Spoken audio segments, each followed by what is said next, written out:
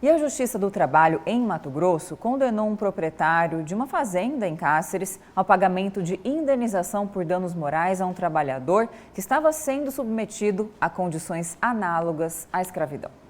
E é para falar sobre esse assunto que está aqui no estúdio do Jornal do Meio-Dia o procurador do Ministério Público do Trabalho em Mato Grosso, Danilo Vasconcelos. Boa tarde, procurador, e seja bem-vindo aqui ao Jornal do Meio-Dia. Boa tarde, Lúcio. Boa tarde, Camila. Boa tarde, bem-vindo. Boa tarde, telespectadores do Jornal do Meio-Dia. Procurador, essa situação aqui de trabalho, vamos dizer assim, pessoas falam análoga, mas pode ser também semelhante, né? Escravidão, né? Isso continua se repetindo com muita frequência aqui no Estado? Sim, é um dos principais problemas que o Ministério Público do Trabalho tem enfrentado em âmbito nacional e também aqui no estado de Mato Grosso. Diferentemente do trabalho escravo clássico, em que havia uma restrição da liberdade de locomoção dos trabalhadores, o trabalho escravo contemporâneo, por isso mesmo dito análogo à escravidão, é aquele em que o bem jurídico violado são os direitos fundamentais e a dignidade dos trabalhadores. Mas tem casos também que a liberdade da pessoa... Também. Não é? Temos até imagens, olha só, procurador, de uma situação, né, de um caso em que a pessoa vivia nessa situação análoga. Vejo que é uma estrutura bem precária, certo? Mas pode continuar como o senhor estava falando. Exato, como o Lúcio mencionou, ainda hoje encontramos situação de restrição da própria liberdade, mas a maior parte dos casos são de condições degradantes de trabalho, em que são violados direitos básicos do trabalhador, como alimentação, moradia, condições mínimas de proteção à saúde, água potável, remuneração. É muito comum casos em que não é pago a remuneração para o trabalhador, ele recebe mantimentos, muitas vezes insuficientes para a subsistência dele e da família.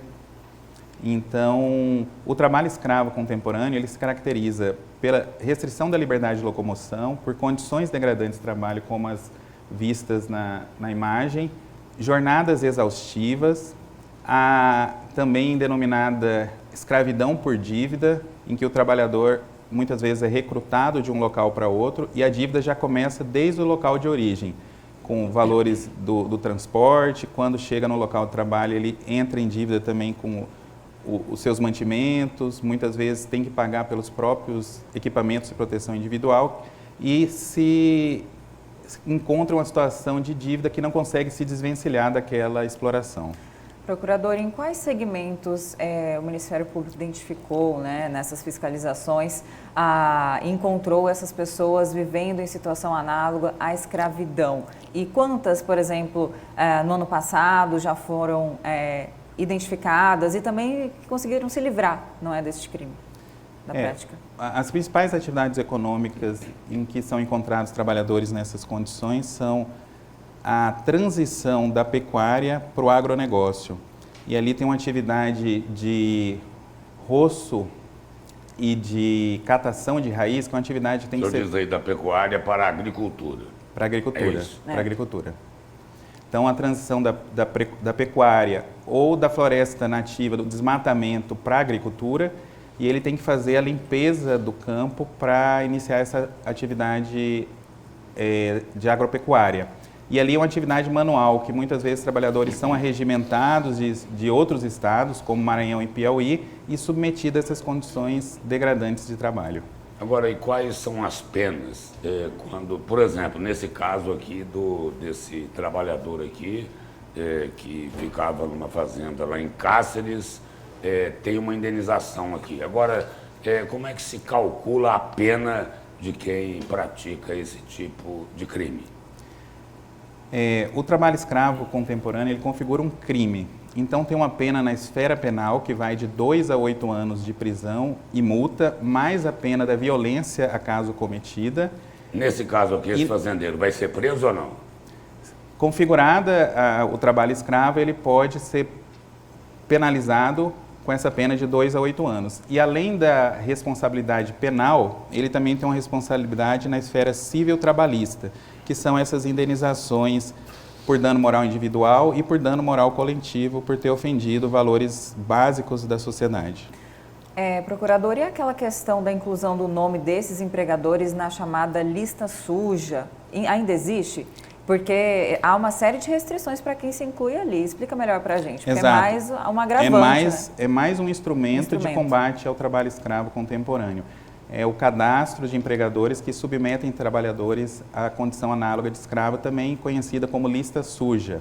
É uma portaria interministerial do Ministério do Trabalho e do Ministério dos Direitos Humanos e Cidadania, que o empregador flagrado nessa condição fica por 2 anos com o nome nessa lista.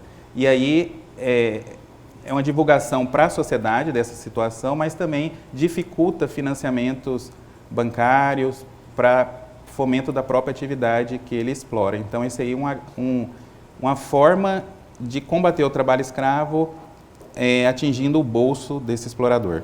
Procurador, o senhor citou aí que, na maioria das vezes, esses trabalhadores são recrutados no Maranhão e no Piauí. E tem alguma relação entre a morte, o desaparecimento daqueles maranhenses com trabalho escravo? Esse é um caso que nós estamos investigando no âmbito do Ministério Público do Trabalho, paralelamente à investigação da Polícia Judiciária Civil. Nós estamos aferindo se houve alguma irregularidade na contratação desses trabalhadores, porque o correto é que, desde a saída deles do estado de origem, eles já tenham a carteira de trabalho assinada e já saiba para quem vão trabalhar, com as condições que de trabalho que vão ser oferecidas. O que a gente tem observado é que recrutadores e intermediadores, os também denominados gatos, têm ido atrás desses trabalhadores para fornecer para empregadores aqui no estado. E aí eles sem oferecer garantia a esses trabalhadores. Sem oferecer garantia e muitas vezes cobrando posteriormente esse serviço. Então, quem tem que arcar com os custos de eventual recrutamento de trabalhadores por agências de empregos legitimamente criadas é o empregador e não o trabalhador. Então, a gente observa que muitas vezes o trabalhador é recrutado, quando chega aqui é descontado valores diários da diária dele ou valores mensais por esse serviço que foi feito de trazê-los para cá. No caso, é por um intermediário. Por um intermediário. Chamado gato. Mas no final ele acaba sendo um preposto do empregador. Então esse empregador que utiliza dessa estratégia acaba também sendo responsabilizado por essa exploração. Agora, procurador, no Brasil, conforme dados do Ministério do Trabalho e Emprego, no ano passado, um pouco mais de 2.000 trabalhadores foram encontrados nessa situação análoga à escravidão. Em Mato Grosso, qual o número? E aí eu pergunto, que eu sei que é muito menor, está faltando fiscalização? Como que vocês agem para encontrar, livrar essas pessoas dessa situação? Aqui em Mato Grosso, no ano de 2024, foram 10 trabalhadores resgatados, sendo 2 no trabalho escravo doméstico, trabalhando em casas de família. Nós temos realizados forças-tarefas juntamente com o Ministério do Trabalho, Polícia Federal, Polícia Rodoviária Federal, e a gente tem agido mediante denúncias que chegam até nós e também de forma proativa. A gente tem utilizado a inteligência artificial, imagens de satélites, para verificar locais onde está tendo essa transição da pecuária para a agricultura, para que a gente verifique se tem sinal de exploração de trabalho escravo. Pois não, pode concluir. E além dessa atuação repressiva, nós temos atuado também de forma promocional, verificando quais municípios esses trabalhadores estão sendo recrutados para exigir políticas públicas da prefeitura, dos órgãos públicos, de geração de renda, de emprego, de oportunidades de trabalho, para que esses trabalhadores não se encontrem em situação de vulnerabilidade. E uma outra atuação que temos feito é que, depois de resgatados, era muito comum ver esses mesmos trabalhadores em outra situação de trabalho escravo. Então, a gente tem feito um trabalho para romper esse círculo de exploração por meio da qualificação desses trabalhadores para que eles deixem de estar numa situação de vulnerabilidade. E aí temos uma parceria, o projeto Ação Integrada, juntamente com a Universidade Federal de Mato Grosso e o Ministério do Trabalho, que qualificamos esses trabalhadores para que eles tenham esse empoderamento e não mais se encontrem em situação de vulnerabilidade. Obrigado pela presença e pelas informações aqui no Jornal do Meio-Dia. Eu que agradeço. Obrigada, uma boa tarde.